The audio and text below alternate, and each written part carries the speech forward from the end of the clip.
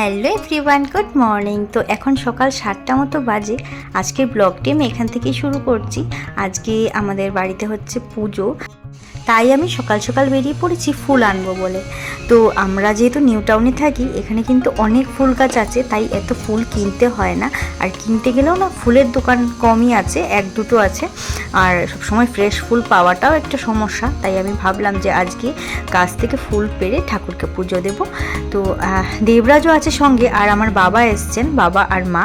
তো কি পুজো, কি ব্যাপার, সব কিছু তোমাদেরকে আস্তে আস্তে বলছি। যদিও ব্লগটি অনেক পুরনো, কিন্তু তোমাদের কাছে নতুনই হবে, কারণ আজকে আমি তোমাদের সাথে শেয়ার করছি। দিনটি হচ্ছে কি শিবরাত্রির দিন ছিল, মানে শিবরাত্রির সময় আমি ভিডিওটি শ্যুট করেছিলাম, বাট আমার শরীরটা এতই খারাপ হয়ে যায়, তারপর আমি ব্লগটা এডিট করে তোমাদের সাথে শেয়ার করতে পারিনি। এত সুন্দর ব্লগ বানিয়েছিলাম, তাই জন্য ভাবলাম যে এটা এমনি ফেলে রেখে লাভ নেই, তোমাদের সাথে শেয়ার করাই যাক। আমরা যারা কলকাতা শহরে থাকি, আমরা সবাই জানি আমাদের একটা ছোট্ট ফুলের দরকার হলেও সেটাও আমাদেরকে কিনে আনতে হয়। আর যখন কলকাতা শহরের মধ্যে এরকম জায়গা পাওয়া যায় যেখানে নিজের হাতে ফুল পেড়ে ঠাকুরকে পুজো দেওয়া যায়, বা নিজের প্রয়োজনে ফুলটাকে এনে ব্যবহার করা যায়, তাহলে তো খুশির আর ঠিকানা নেই। তো তোমরা দেখতেই পেলে আমি কিছু সুন্দর সুন্দর ফুল ওখান থেকে নিয়ে নিয়েছিলাম। ওই ফুলগুলোর নাম আমি জানি না, খুবই সুন্দর গোলাপ ফুলের মতো দেখতে ছিল। আর এখন চলে এসেছি আমি এখানে অনেকগুলো পলাশ ফুলের গাছ আছে। প্রত্যেক বছর সরস্বতী পুজোর সময় আমাকে কিন্তু পলাশ ফুল কিনে পুজো দিতে হয়, তাও ফ্রেশ ফুল থাকে না, হয়তো ছোট্ট একটা ফুল অনেক দাম দিয়ে কিনতে হয়, 15 টাকা 20 টাকা, কিন্তু সেটাও ফ্রেশ থাকে না, হয়তো খারাপ হয়ে গেছে বা কিছু। যেহেতু ঠাকুরমশাই ফর্দর মধ্যে লিখে দেন যে পলাশ ফুল লাগবে পুজোতে, সেই কারণে আমাদেরকে কিনে আনতে হয়। কিন্তু এই বছর দেখো, আমি পুজো দিতে যখন ফুল আনতে বেরোলাম, এতগুলো পলাশ ফুলের গাছ ছিল, এখানে ভর্তি পলাশ ফুল গাছেও ছিল, আর নিচে অনেক ফুল পড়েছিল। তো সেগুলো আমি দেখে দেখে একটু গাছ থেকে কিছু ফুল নিয়ে নিয়েছি। আর এটাও আরেকটা ফুল, জানি না এটার নামও, আমি এটাও নিয়ে নেব। তো এইবার আরেকটা নতুন জায়গায় চলে এসেছি। এখানে দেখো খুব সুন্দর সুন্দর সাদা রঙের ফুল আছে, আর শিব ঠাকুরের সব থেকে পছন্দের ফুল হচ্ছে সাদা ফুল, তাই আমি হোয়াইট ফুলটাও নিয়ে নিলাম। এগুলো বেশি নেব না, ছোট গাছ, খুব ভালো লাগছে দেখতে, এই 4টে মতো নিয়েছি।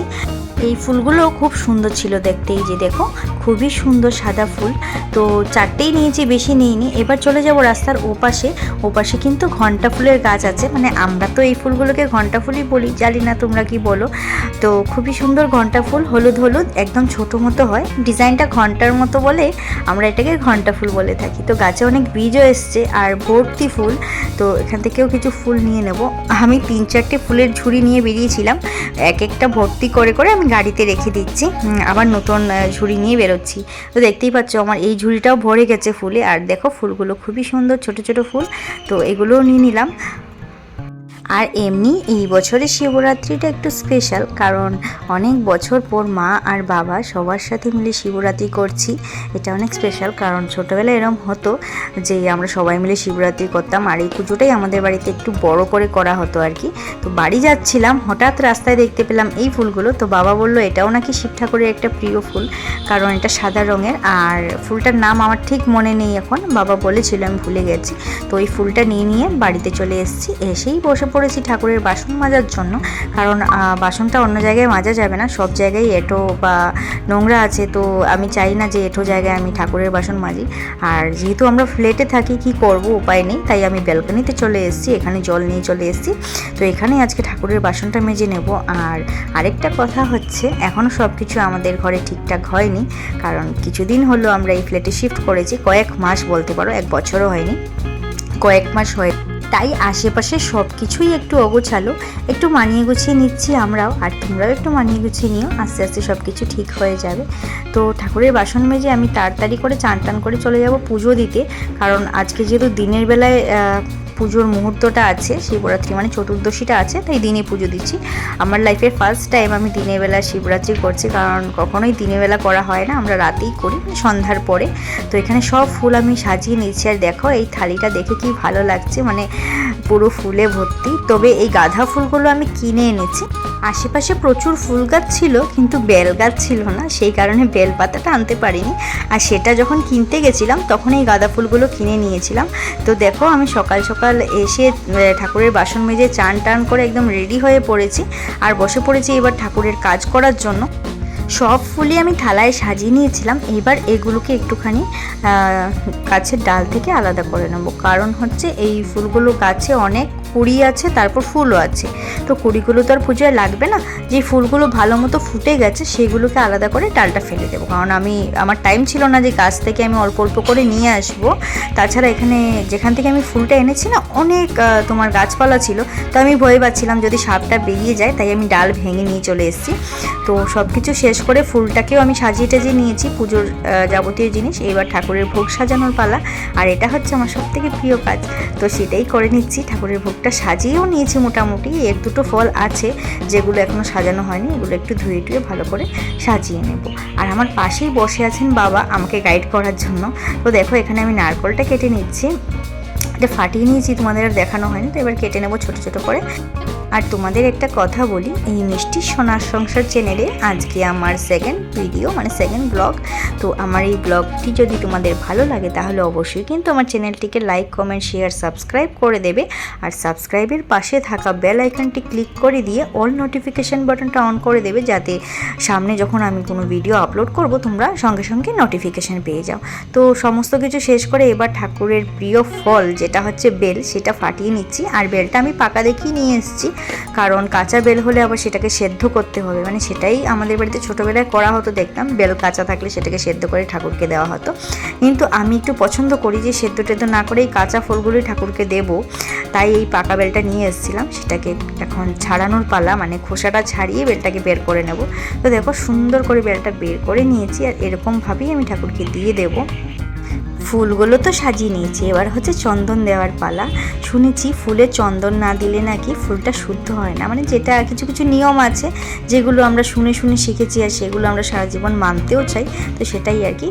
তারপর আমি এখানে রেডি করে নিয়েছি শান্তির জল, আর সেটা একটু ছিটিয়ে দিচ্ছি সবাইকে, ক্যামেরাম্যানকেও দিচ্ছি যে ক্যামেরা করছে। আর দেখো বাবা এখানে বসে আছে, আসলে বাবারা গেছিলো আমার ঠাকুমার অস্থি বিসর্জন করতে, আর সেখান থেকে আসার সময় আমার বাড়িতে এসছে, তো তাই জন্য বাবার মাথায় চুল নেই, সেটা ওখানেই ফেলে এসছে আর কি, গয়া শ্রাদ্ধ করতে গেছিলেন। তো ঠাকুরকে এবার ফুলগুলো দিয়ে দিচ্ছি। আর কি বলবো, যখন আমি ফুলগুলো দিচ্ছিলাম না, আমার এত এত ভালো লাগছিল, খুব শান্তি লাগছিল, মনে হচ্ছিলো যেন ছোটোবেলাটা আবার ফিরে এসছে। মন ভরে ঠাকুরকে ফুল দিয়ে সাজানো, এগুলো তো এখন আর হয় না। বাবার শরীরটা ঠিকই আছে, তবে মার একটু ঠান্ডা লেগে গেছে আসার পথে, আর তাই মায়ের শরীরটা একটু খারাপ, মানে জ্বর এসছে, সেই কারণে মনটাও ভালো লাগছে না। আর মাও আসতে পারছে না এদিকে আমাকে হেল্প করার জন্য, সব কিছুই বসে বসে দেখছে দূরে থেকে। তবে আমার কপালে যে চন্দনটা পরানো আছে সেটা কিন্তু মাই পরিয়ে দিয়েছে। মা উঠেছে, চান টান করে পুজো দেবে বলেও প্রিপারেশন নিয়েছে, একটু বসে আছে, একটু দুর্বল লাগছে, আর আমাকে চন্দনটা পরিয়ে দিয়ে এবার মা বসে বসে পুজো দেখছিল। তো দেখো আমি এখানে শিব ঠাকুরকে স্নান টান করিয়ে দিয়েছি, এবার আমার পুজোটা আমি কমপ্লিট করে নেব, কারণ একে একে সবাইকেই পুজো করতে হবে। তো এবার হচ্ছে দুধ দিয়ে চান করানোর পালা, দুধ, দই, ঘি, মধু সব কিছুতেই আমি একে একে পুজো দিয়ে দিচ্ছি। আর পাশ থেকে বাবা আমাকে মন্ত্র বলে দিচ্ছিল, হ্যাঁ বলছিলাম না তোমাদের, এই দেখো এই চন্দনটা মা আমাকে পরিয়ে দিল। তো এবার আমার পুজো মোটামুটি কমপ্লিট হয়ে গেছে, একে একে এবার সবাই পুজো দিয়ে দেবে। তো দেখো ঠাকুরকে কেমন লাগছে দেখতে, একটু ফুল দিয়ে দিলাম। এবার দেবরাজ চলে এসেছে পুজো দেওয়ার জন্য, শ্বশুরমশাই পাশ থেকে মন্ত্র বলে দিচ্ছিলেন, আর ও করছিল পুজো। জেমসকেও কয়েকবার ডাকলাম, আয় একটুখানি ঠাকুরের মাথায় জল ঢেলে যা, কিন্তু ও তো ছোটো মানুষ, ও বুঝতে পারেনি ঠিক আমি ওকে কেন ডাকছি, ও আর ভয়ে আসতেই চাইনি এখানে। তো আমাদের পুজো শেষ হয়ে গেছে, মানে আমি আর দেবরাজ পুজোটা কমপ্লিট করে নিয়েছি। এবার বাবা মা ওনারা পুজো করছেন, তো আমি এদিকে চলে এসেছি রান্নাবান্না করার জন্য। তবে শিবরাত্রির দিন আমাদের বাড়িতে ঠাকুরকে কোনো রকমের অন্নভোগ দেওয়া হয় না, তাই এই ফলমূল দিয়েই পুজো হবে। এগুলো আমাদের জন্য আমরা রেডি করব, যেহেতু পুজোর দিন নিরামিষ খাবো, তাই আমাদের জন্য এগুলো রেডি করে নিচ্ছি। আর পুজোর আরও টুকটাক কাজ বাকি আছে, ওদিকে আমাকে যেতে হতে পারে, তাই আর ড্রেসটাও এখন চেঞ্জ করলাম না, একটু সেরে নিই এগুলো, তারপর ফ্রেশ ট্রেশ হবো আর কি। কিন্তু তার মধ্যে একটা ব্যাপার হয়ে গেছে যে আমি সমস্ত কিছু রান্নাবান্না করেছি, এগুলো ভিডিও করা হয়েছে, কিন্তু কী কারণে আমার ফোনের মধ্যে ভিডিওগুলো সেভ হয়নি সেটা আমি পরে দেখতে পেয়েছি, তাই বেশি ভিডিও আর তোমাদের সাথে আজকে শেয়ার করতে পারলাম না। আজকের ব্লগটি এখানেই শেষ করলাম। ভিডিওটি ভালো লাগলে আবারও বলছি, ভিডিওটি ভালো লাগলে অবশ্যই কিন্তু চ্যানেলটিকে লাইক, কমেন্ট, শেয়ার, সাবস্ক্রাইব করতে ভুলবে না। আজকের জন্য এই পর্যন্তই, খুব শিগগিরই দেখা হবে কোনো এক নতুন ভিডিওতে।